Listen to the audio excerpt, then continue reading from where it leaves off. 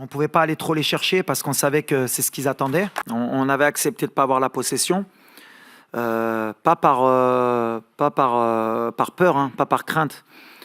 Je pense que je suis un entraîneur qui est assez cartésien. J'ai regardé les 20 derniers matchs de l'Espagne. Ils étaient pratiquement à 70% de possession. Et à un moment donné, nous, on a l'humilité de dire qu'on n'est pas encore la France, l'Angleterre, l'Allemagne, pour pouvoir rivaliser avec eux en termes de possession. Pas parce qu'on n'est pas capable, on a des joueurs aussi techniques, mais même si la France ou l'Allemagne ou l'Angleterre ou tous les pays contre qui ils ont joué avant, personne n'a réussi à leur confisquer le ballon. Donc comme je ne suis pas un magicien et j'invente rien, on a accepté qu'on n'allait pas avoir le ballon. Mais après, ne pas avoir le ballon aussi et subir comme ça 120 minutes sans prendre de but, il fallait qu'on soit très bien organisé. On a travaillé pendant 4 jours sur ce schéma de jeu. On savait que Busquets c'était la clé, mais Gavi et Pedri aussi, entre les lignes. On savait que c'était le jeu de l'Espagne.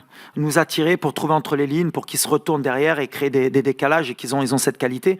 À partir du moment où nos milieux de terrain, ils ont beaucoup travaillé avec l'attaquant en fermant les angles de passe, il fallait juste savoir à combien de temps on pouvait tenir. Et franchement, aujourd'hui, mon milieu de terrain et mes attaquants, ce qu'ils ont fait, c'est extraordinaire. À un tel niveau, avoir fermé autant de lignes de passe pendant 120 minutes et être patient, parce que je leur avais dit, la seule fois qu'on allait craquer, ils vont nous punir.